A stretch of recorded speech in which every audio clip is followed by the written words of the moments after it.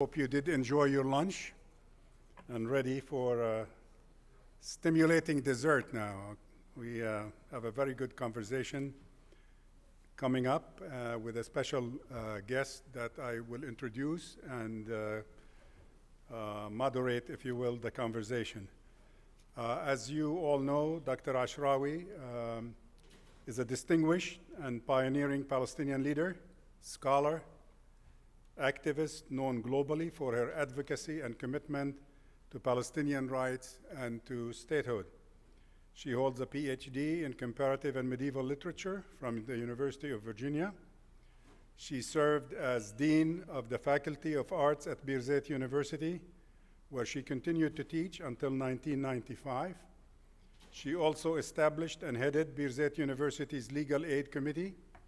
And in 2023, Dr. Ashrawi was elected chairperson of Birzeit University's Board of Trustees, and she continues to serve in that position today.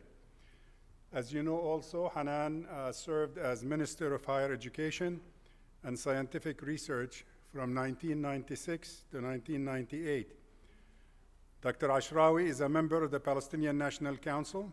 She was elected to the Palestinian Legislative Council in 2006. In 2009, she was elected as member of the PLO Executive Committee and headed the Department of Culture and Information, a position she resigned from in 2020. She founded a number of bodies and institutions, most importantly, the Independent Commission of Human Rights, ICHR, in 1994. She founded the Palestinian Initiative for the Promotion of Global Dialogue and Democracy, known as Miftah, on whose board I'm very honored to serve, in 1998, and the Coalition for Accountability and Integrity, AMAN, in 1999.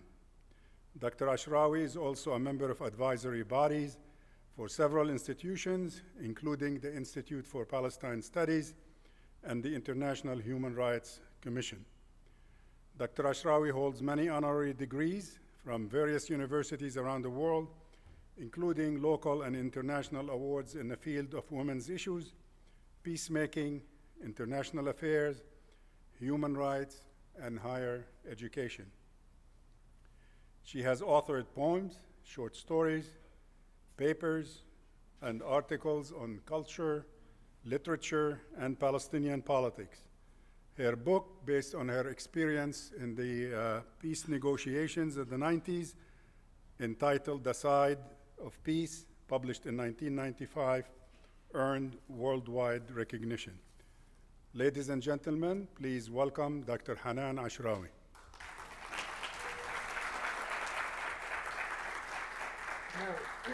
Thank you very much, Khalil. Are we starting now? Yes. We're not going to waste any time because we have limited time and lots of questions. Okay. This crowd is thirsty and anxious to hear from you about all kinds of important issues that are vital to us, both as Palestinians and as Palestinian Americans, and would love to hear your response or responses to these questions. And if you don't mind, I'd like to... May I ask you something? Yeah. Is it possible for me to see you, not just to see myself in both screens? Because I would like to feel that we are, I'm not sure talking to each other. That's technical. You have my picture, so just look at that. No, Okay. I have pictures of us years ago. Just kidding. I don't think that's possible, right? Not doable two-way. Yeah? Okay, well, thank you very much. Can you see it now or not yet? Your picture? No, I can see myself. And I have enough pictures of myself. Is there any way, guys in the back, that she can see there, us? I can see you now. Okay, great, great. There we go. Good. So we're talking to each other now. Yeah, I thank you very much guys, for you can't agreeing have both. Choose, okay? You can't have both.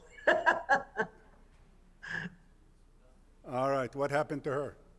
Can we split the screen, as they say? There we go. All right. Okay. I'm reminded now I can see now I see myself double, but it's okay. All right. They, they are working on it. We'll reconcile it in a Okay. minute.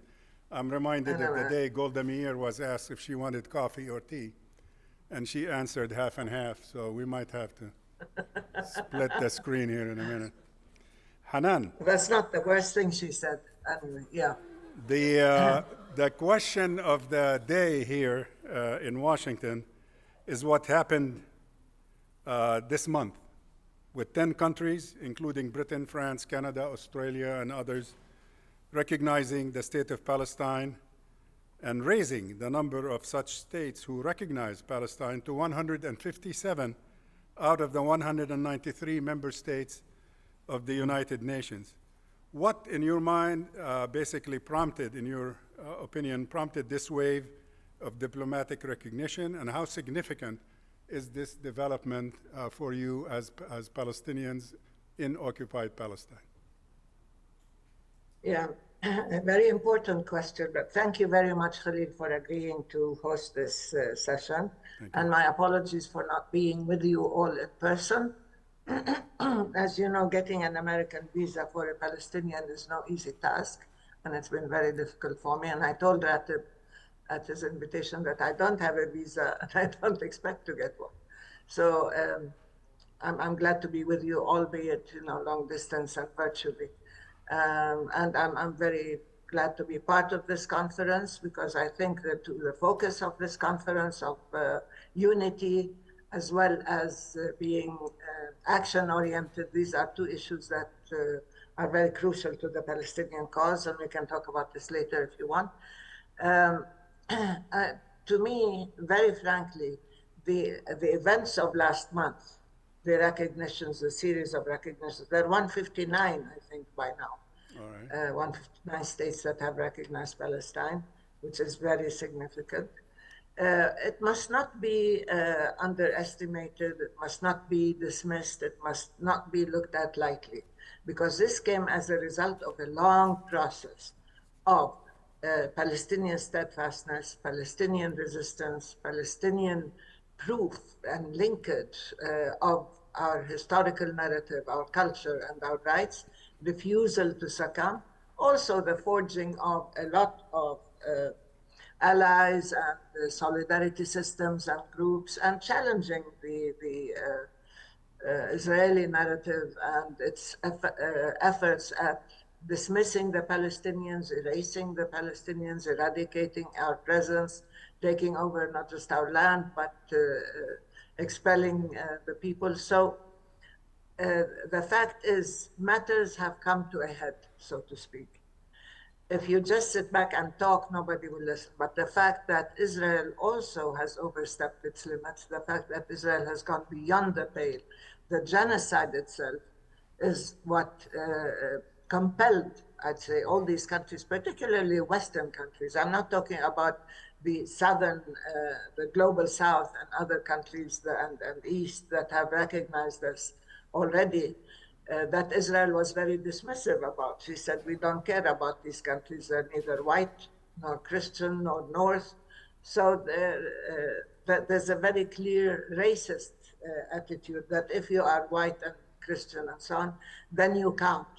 But if you are brown or black and South, you don't count on non-Christian or non-Jewish. But the fact that the Western alliance, the, let's say, colonial heritage countries that have really had Israel's back all these years, they have allied with, the Transatlantic Alliance, allied with the US in order to grant Israel full impunity, in order to establish economic, political, military intelligence alliances, the fact that they considered Israel as part of this neo-colonial West and so on. This is a departure from a pattern that has been extremely lethal. And it is not easy to shift, course of decades in which the Palestinians were either dismissed or treated as subhuman species or not deserving of their most basic rights, including the right to self-determination, the right to sovereignty, to statehood. Now, that principle is very important because that denies the basic Zionist assumption or premise that there is no such thing as Palestinians, or if they exist, they're just a handful of people who do not recognition or sovereignty, and that ours is a disputed land. Now this is coming to a head. People are saying, no, this is Palestinian land, there are Palestinian people, they deserve sovereignty and statehood. Is this going to be the end of the path? No, I hope not. It's the beginning. Let's say, on the one hand, it came as a result of a long process. On the other hand, it's the beginning of a new approach, which I hope we can take advantage of. We have to work with these countries. We have to push ahead and further. We have to have a plan of action because these countries move since their own public opinion, their own people began their protests, their massive demonstrations, began to question the policies of their governments and so on. The Israeli genocide, and I said Israel has many sides. It has infanticide, it has femicide, it has scholasticide, and it has genocide that is all encompassing. And I think through all these things, it is committing political suicide because it has exposed the heart of darkness, so to speak, that people are seeing now all over the world, and they can no longer afford to give Israel cover or to be aligned with it, because Israel is becoming, hasn't become entirely, but is becoming a liability to its allies. And this is the result of also the very courageous solidarity movement that has moved and questioned its own governments and has remained visible and has remained challenging their own policies, despite the very heavy price they are paying. And that compelled these governments to recognize Palestine. I do not underestimate the importance of our southern allies and eastern friends who have recognized us before, but the breaking apart the unanimity in Western countries and the North is important. And building on that is important, and it is incumbent upon to move ahead with that and to continue with our own allies and solidarity networks to make sure that this is translated into concrete actions. All right, thank you, Hanan. I just would like to remind the audience, if you'd like to ask Hanan a question, feel free to use one of the papers available in the center of the table. Identify yourself, make your question a question rather than a speech, and pass it on or raise your hand. One of the members of the staff will pick that up, and I'll be glad to accommodate as many of those as possible. Hanan, as you know, defiant as ever, emboldened by the unlimited support he's been getting from Washington, Netanyahu addressed the United Nations General Assembly today and insisted, and I'm quoting him, that there will be no Palestinian state, accusing these countries that you refer to that recognize the state of Palestine as supporters of terrorism. Your response? That's sort of the usual mantra. That's the usual, I don't want to say mantra, refrain that Netanyahu uses. I think the speech, I'm glad he made it, frankly, even though we shouldn't honor it by any discussion or recognition. But it's such a despicable, really a horrible speech. It exposed his own lack of moral fiber, his own ability to deal with reality. It was based on the assumption that business as usual, and I can use the same pablum, the same slogans, the same cliches, and I can accuse anybody who challenges us of being either anti-Semitic or supporting terror and so on. Instead of really trying to shift course, which he doesn't want to do, because now everybody knows what Netanyahu is and what his alliance is. He's desperately trying to stay in power. He's trying to maintain his fascist coalition in place. He's trying to finish what he considers his historical role is, which is to destroy Palestine and prevent the emergence of a Palestinian state and create greater Israel, not just on the basis of all of Palestine, annexing all of Palestine, but on the basis of going beyond Palestine into, as you know, Jordan, Syria, Lebanon, and even reaching Iraq. So, and this has become clear. I mean, the maps that he shows, the way he's moved from just being a right-wing manipulative politician to being an extreme right-wing fascist leader, to becoming a representative, to becoming actually an extreme right-wing ideological leader who is not only based on the Jabotinsky tradition of the use of violence and unlimited violence, unbridled violence and force in order to scare out and destroy our adversaries, but also in order to sear in their minds the fact that they cannot defeat us. So they have to fear us, and therefore they cannot stand up to us.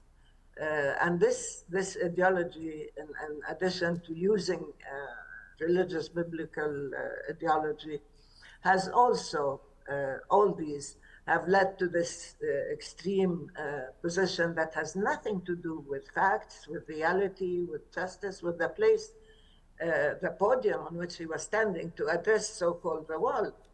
And at first I'm surprised and I'm shocked that he was allowed to address the world from that place, because he is a wanted war criminal, and he shouldn't be seen in the company of civilized nations. But at the same time, I don't believe he's emboldened or defiant. I believe he was a defeated person. I believe he was blindsided. I believe that he's lashing out at the countries that recognize Palestine, that he could no longer take for granted. And so that really in a way changed the nature of his approach.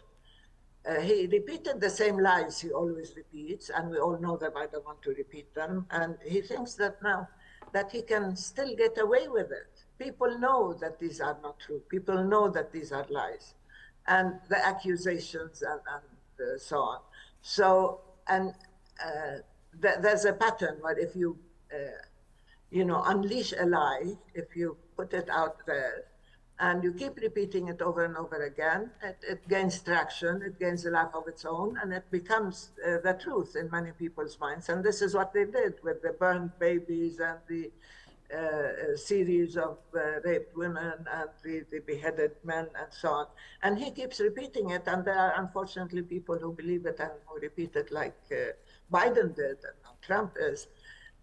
The truth is out, and he can no longer hide this. But what you must believe him is when he says he wants to destroy Gaza, he wants to kill or get rid of Hamas, that he will not allow food or whatever into Gaza, that he wants to continue with the genocide, that he wants to annex the West Bank, because this is not just talk, he is doing this actively. So I think matters now have run their course, and I think have come to a head. He has to face reality, he and his lethal coalition, and I don't think he will continue to have a free hand to see if he can pull the wool over people's eyes forever, or if he can maintain a Western colonial coalition to maintain his displacement replacement paradigm agenda. Thank you. Yesterday, as you also know, President Abbas addressed fellow world leaders by video after the Trump administration denied him, as it denied you and many other Palestinians visas to either come to the States for any reason, including attending the UN General Assembly meeting. Haaretz described the Abbas speech by saying, he checked every Israeli demand, but no one here, i.e. in Israel, was willing to listen. What are the implications of this speech, and how will it be received at home and abroad?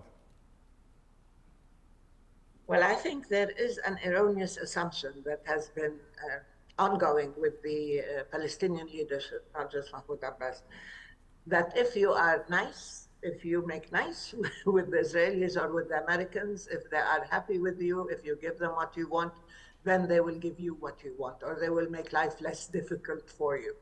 This has been a tremendously difficult situation for the Palestinian people, because I think being over-conciliatory is always read as a sign of weakness. And this is misplaced confidence in the fact that you can believe the Americans, or you can believe the Israelis, or you can negotiate yourself out of a terrible situation, which is not based on their personal dislikes or hates. It's based on a very strong historical reality and commitment by others in order to destroy you and your people. So maintaining this pattern of behavior and language and discourse, maybe it will gain him some time, but it certainly won't gain him any support or appreciation from the Palestinian public as a whole. As you know, the leadership in Palestine, and I don't want to talk about individuals, does not enjoy a great deal of support. There is a certain gap between the leadership and the people, between the language and the struggle of the public and the grassroots movements, and between the official leaders. The unofficial leaders probably are much more listened to rather than the official ones. So that speech had a specific purpose to me. It's in order to ensure that the authority has a role in the restructuring or the post-war, if there is going to be a post-war, and if you can call this a war. It's an ongoing aggression, one-sided aggression against a captive, defenseless population. So, and they want to make sure that they are not dismissed or they are not destroyed, as many in this Israeli cabinet are calling for. I mean, they say no Hamastan and no Fatahstan, and they don't want the authority, and they don't want Abbas, and some people, Smotrich and Ben-Gvir, call him even a terrorist and a criminal. So you cannot ingratiate yourself. And the fact is, we do need reform, but reform is not made on the basis of how do you please others, how do you respond to the pressures of the Americans, change your textbooks, stop paying if you want to call it social security, to prisoners or to families of martyrs and so on. These are the definition of reform by the West. But the Palestinians have a homegrown, authentic agenda of reform, as you know, which is based on Palestinian needs. So you don't want to show, unfortunately, many Arab leaders also think that this is how they can get the approval of the Americans or the West. But now it has all been exposed as a sham. I mean, they can dump you instantly, no matter how nice you try to be. And therefore, what the speech we needed was a speech that rose to the level of the Palestinian determination, resilience, but also the horrific suffering, the killing, the mass killing. Look, 250,000 Palestinians have been killed or wounded or are disappearing under the rubble and so on. And our job is to talk to our people first. Our job is to rise to the level of this horrific situation. You have to gain recognition. So I don't want to enter into an exegesis of this speech, but it certainly isn't a speech I would give or a speech I wanted to hear. And frankly, I was rejected before, and I'm not a member of the PA or anything, and I wasn't coming to the UN, and I didn't apply for a visa. So in case people thought that I was coming, no, I wasn't, and I didn't apply, so I wasn't rejected. Now I've been rejected before, and not because I'm a member of any type of leadership, whatever you call them, standing or status. I don't have that. But we need to have elections. This really shows and proves that the Palestinian people, what they've been calling for is a legitimate demand. Reform, elections, activation of a democratic system, and building an inclusive and unified political system that is functional, not dysfunctional. Yeah, thank you, Hanan. Quick question, if you don't mind. There's a lot of talk here in Washington, including at this event here with what Trump said yesterday on the 720th day of this aggression that you described a minute ago, saying that he will not allow Israel to annex the West Bank. There has been enough, he said. It's time to stop now. A hostage deal could happen soon. Do you believe him? Look, I believe this is what he believes at the moment. I don't know what he will say tomorrow. So the thing is, Trump is known, you're all Americans, American Palestinians, and you know what he's capable of doing and saying, and you know how he can change his mind instantly, depending who speaks to him last. I think there has been an impact. His meeting with Arab and Muslim leaders in New York, I think may have been an eye-opener, because he usually listens to Dermer and to Netanyahu and to others, and he takes the Arabs and Muslims for granted. Like he says, we have our bases there and we need their money and they need our protection, and so we are there and we're not going to listen to them. I think he listened this time because they knew the attack on Qatar, on Doha, is no passing thing, is no small thing.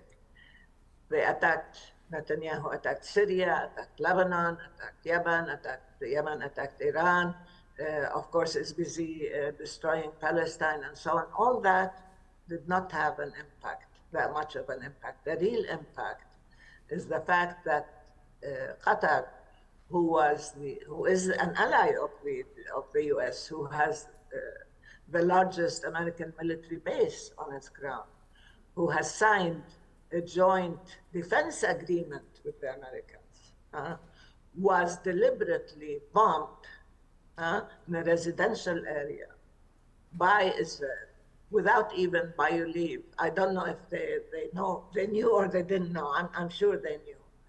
And they thought they would get away with it. This is the arrogance, the chutzpah of not having accountability whatsoever, of having a total blank check to do what you want.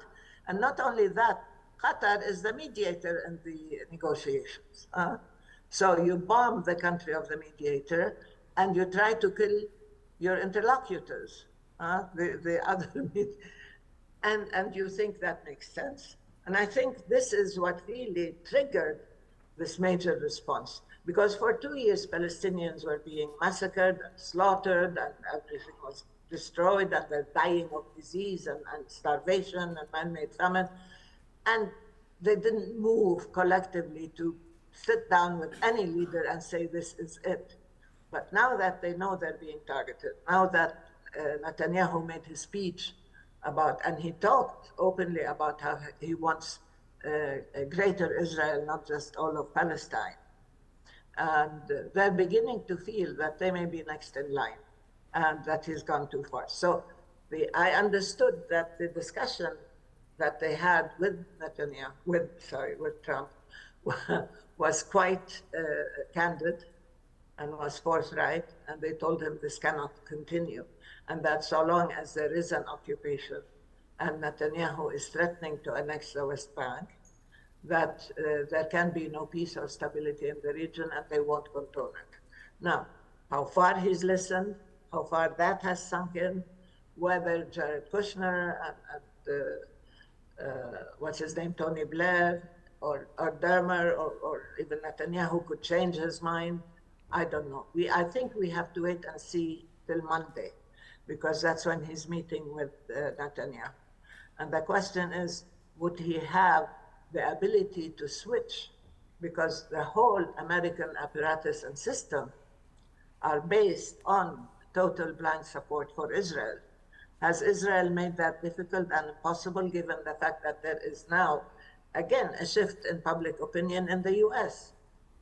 And not just in the Democratic Party, which is very clear, as you all know, but even within the Republican Party and within the MAGAs and even within the evangelicals, there are certain shifts, some of them subtle, some of them not, but you cannot count on total and blind support, and the fact that the American public is a nation of sheep, just constantly following blindly what their leaders or mainstream media tell them. So that depends, as I said. It could signal a change, however slight. It could prevent annexation if it is taken seriously, if the Arabs follow through with the power sources that they have. They have the money, they have the holy sites, they have places where, and they are, of course, perfect consumers, so they can use the sources of power in order to influence, let's say, American decision making, at least in order to prevent annexation now. But you know that the Abraham Accord started with the justification that they're stopping annexation. Remember that? When the Emirates said that they signed this agreement because they wanted to stop Netanyahu's threat to annex the West Right. Bank.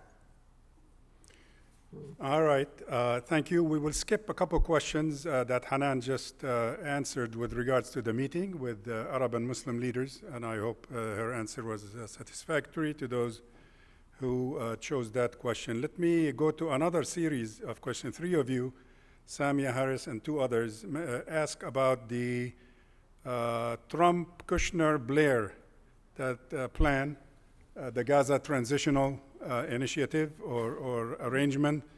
How is that being received in Palestine, and do you think Tony Blair has the support, if you will, or the popularity to become the next British Commissioner of Palestine? Yeah, we need a chance. We need to go back to overt colonial times, yes. Actually, I have a joke about Tony Blair. Whenever he used to ask to see us or ask for an appointment, we always said, we wonder what Netanyahu wants, because he used to come with Netanyahu, not direct messages, but to work out Netanyahu's wishes. So certainly he's no even-handed peace broker, and certainly I don't think any Palestinian, Arab, whatever, anybody who has any intelligence or conscience would think that we will import a British colonial leader who is going to be our supreme commander and is going to create a new colonial system in order to rehabilitate the Palestinians and their leadership and so on. Those days are over. I have news for them. But besides, I think in many ways he does view this situation, not just politically, and of course he is responsible for the Iraq war, which is horrific, and this will never be forgotten. But I think that in the long run, there is nothing that can happen unless the Palestinians want it to happen, number one. And the Palestinian people, although traumatized and suffering, do have a will of their own.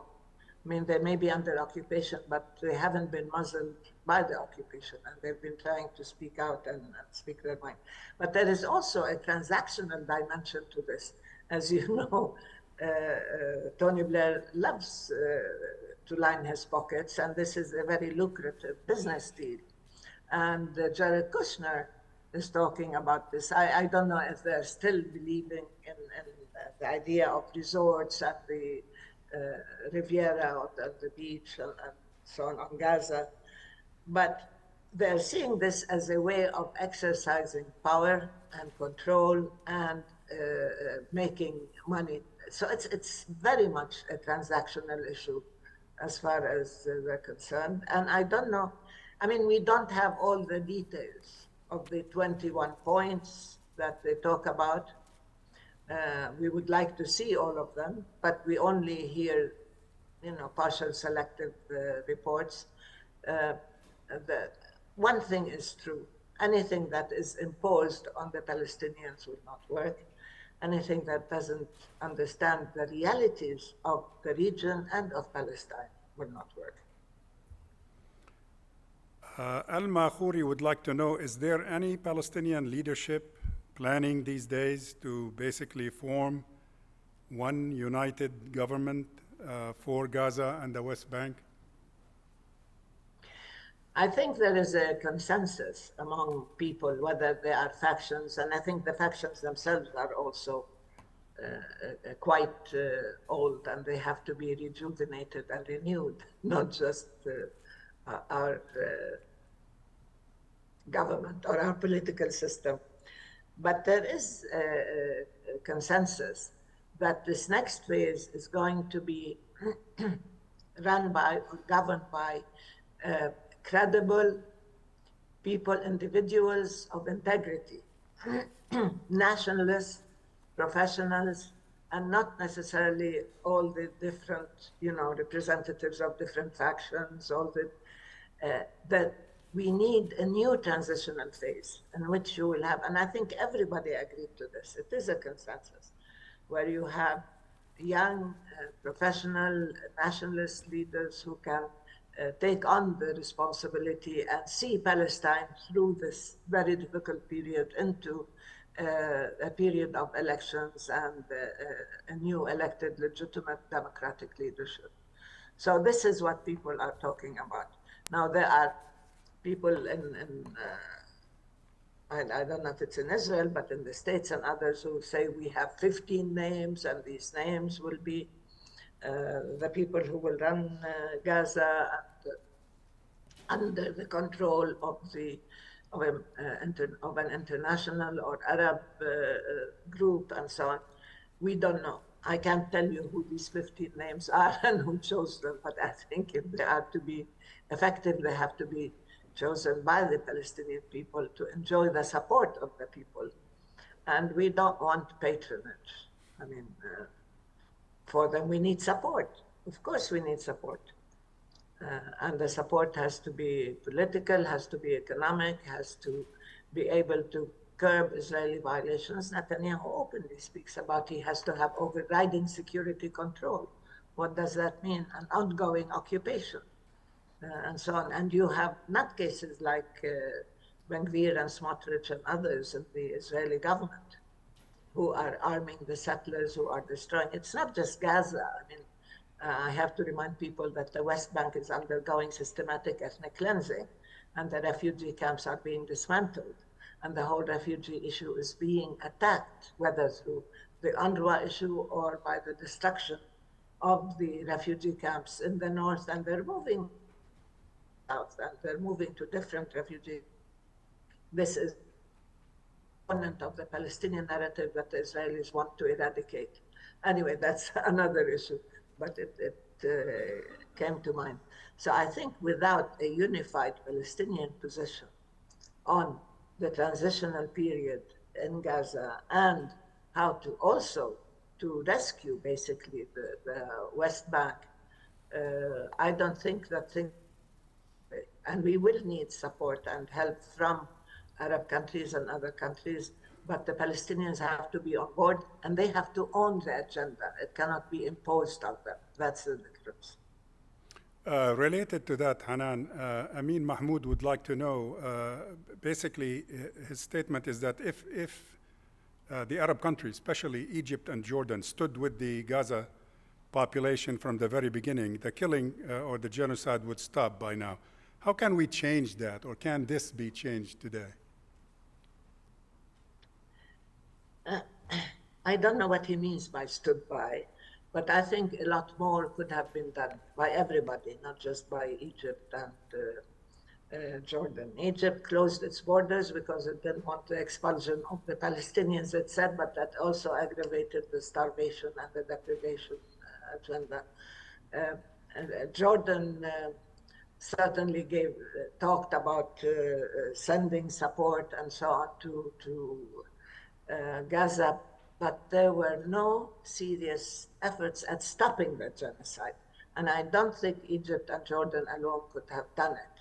They could have, had they decided openly that they will withdraw they will call back their ambassadors, for example, or if they will break all ties with Israel, or if they will not have any, or they will cancel their agreements. I don't know if they could have. I mean, there were drastic measures that they were needed to stop the genocide. But there was a deliberate intent by Netanyahu to continue the genocide.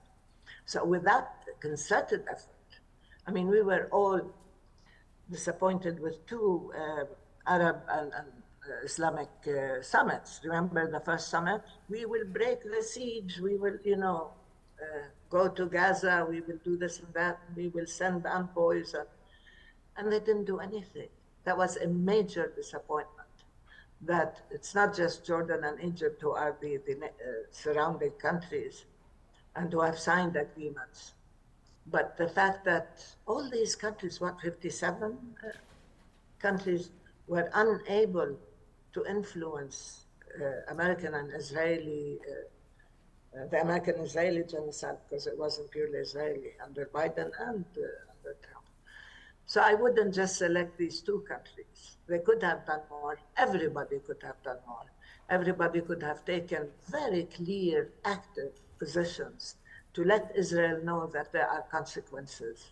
And they didn't, because I think they were still suffering from the Jabotinsky syndrome that Israel is impossible to defeat or too difficult to withstand, too powerful, and that the US has given it total support, so they cannot afford to pay the price. And I think this is the whole perception of the Arabs and Muslim countries, but now things are changing. And I see from countries, look, if Colombia could do that, I mean, why can't Arab countries do that? I loved the Colombian speech on Brazil talking about sending troops. I mean, for heaven's sake, we're not asking them to send troops, but we're asking them to stand up and be counted. I mean, take clear steps to tell Israel there's a price to be paid, that you will be sanctioned, that you cannot take us for granted, that our public will speak out, but we as governments, we have recourse to not just the law, but to several other steps. They didn't. Now, I think things are beginning to shift because there is a sort of qualitative and quantitative move, that it is not the monopoly of the US and the West anymore, that Europe is beginning to change slowly, that public opinion is making a difference, that the BDS movement is on the rise, even though many people are paying a heavy price, individuals for joining in that. But governments are doing it. Look at Spain, for heaven's sake. I mean, they embody the BDS movement. Spain, Slovenia, countries are saying you are not welcome here, we will not. Look, the dock workers unions and so on. These things are extremely significant. That's what should have been done from the beginning. But it took 2 years. And as I said, 250,000 of people dead, wounded, and lost in the rubble, to get the governments to listen to their people and to begin action. And without action, without consequences, without sanctions, Israel will not stop. Thank you. We have a question from Jahshan al-Husseini. Don't you think that we Palestinians bear a degree of responsibility for the current situation insofar as we've allowed the absence of elections and democratic practices in a way to create a gap between the governor and the governed in Palestine? Yeah, of course. I mean, we are responsible for our own internal weakness. That's true, for our fragmentation, for wrong political decisions. That's true. But right now, I always say this is our own internal issue. It is our responsibility to reform our system. And we cannot do it at the behest of the West or Israel or whatever. We cannot do it to please anybody else. We have to reform our system personally. It is our responsibility, and we made many mistakes.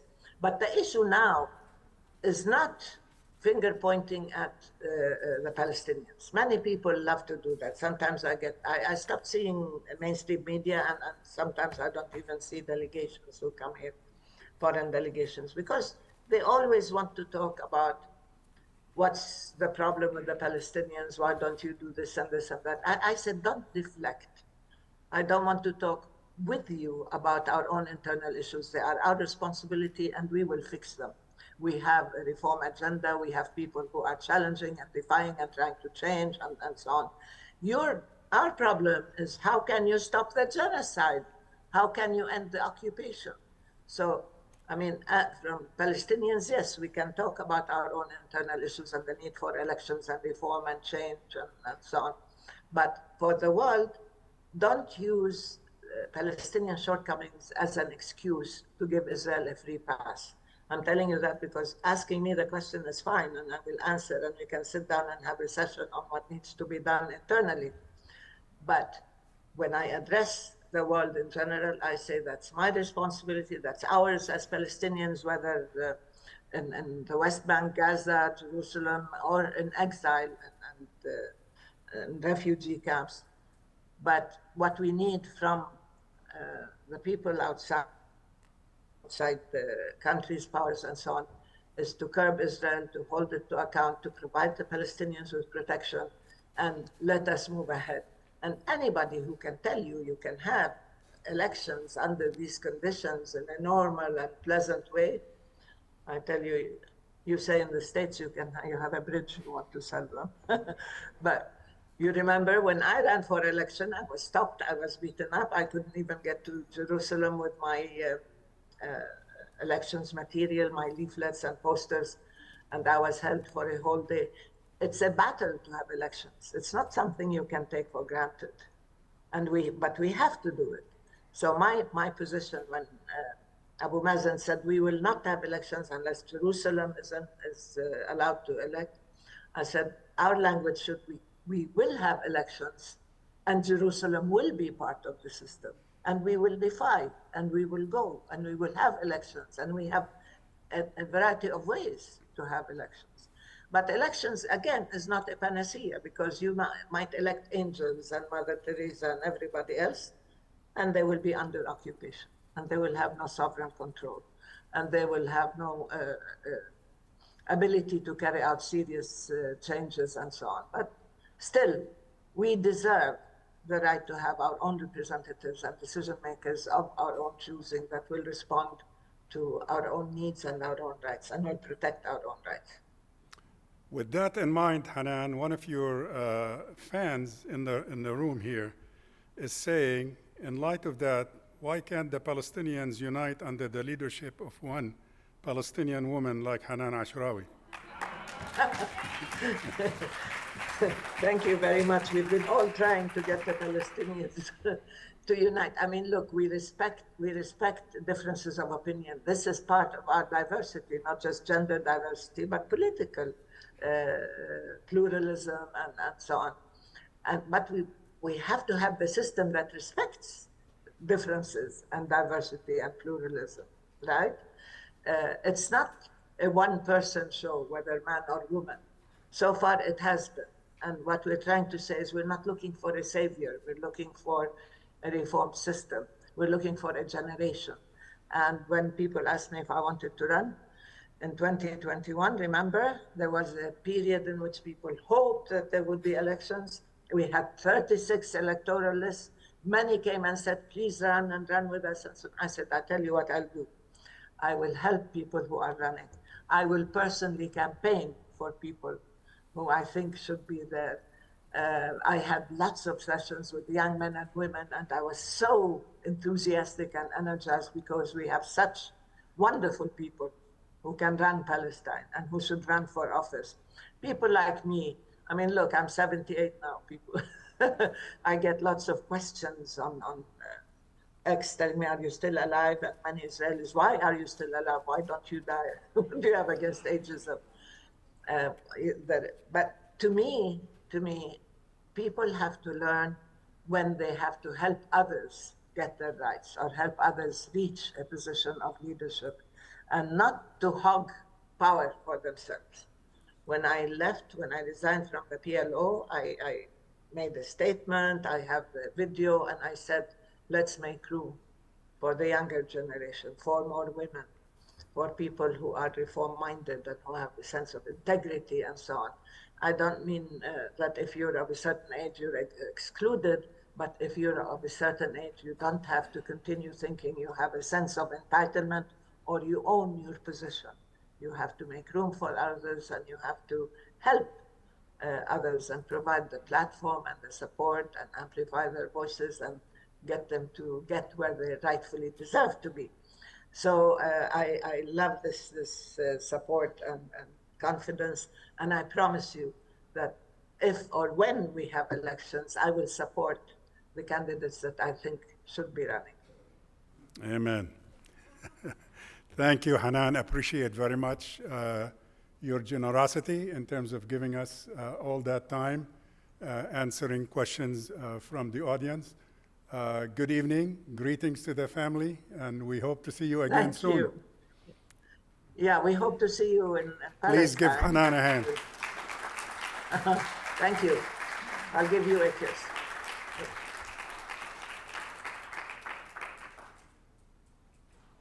All right, that concludes this special conversation with Dr.